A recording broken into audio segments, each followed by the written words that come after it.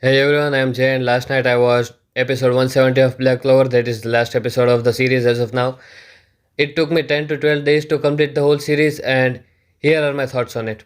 So, the series starts off as a generic shonen anime with a powerless boy in a magic world, but then he trains very hard and something unexpected happens to him, and then he becomes very overpowered. The boy has a dream of becoming a wizard king that appears to be absurd, but that we know it is bound to happen. And so that we don't forget about his dream, he shouts that I will become Wizard King in almost every episode. Then we have a meathead protagonist with a never give up attitude, a smug rival, and a useless good for nothing girl. Until they are not. Just when you start to think that it is just another shonen anime with a very similar plot, things start to change. For example, the rival is not smug anymore, the girl is not useless anymore, and things like that. Overall, the story is quite unique, and for the first time, I also like the filler arcs. My favorite filler arc was the one with the Devil Banishers, personally. In the beginning, the story might look like some other generic shonen, very similar plot, but it turns out to be quite unique, and I like it. Now, what are the things that I liked about this show? So I like how the story does not revolve around the specific 2-3 character and every character has been given somewhat equal importance. I like how every character has a very unique characterization and each one of them has been given a very unique backstory that explains us why they are the way they are. Like, why is Lux so obsessed with fighting? Why is Vanessa so carefree? Why is Grace so shy? And things like that.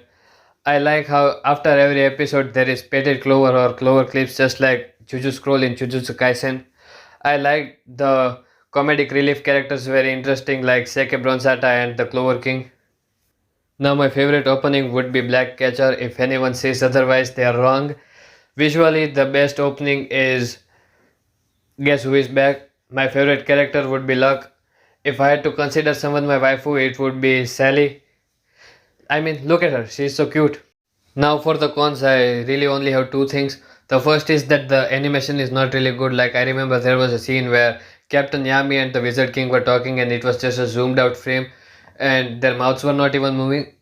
So the animation is not really good. But towards the end I felt like the animation was growing better, like in the last arc, what was it called? Speed Kingdom arc or something like that. So I hope that in the next and final season they keep the animation like that. For the second thing, that there is just so much of recapping. Like out of 20 minute episode, 4 or 5 minutes of the episode are just recapping like what happened in the last episode. And I think it is good for people who are watching the anime weekly. But for someone like me who watches 15 episode a day, like 5 hours a day, I think it just really didn't do the thing for me, and I just felt disconnected from the anime for that part.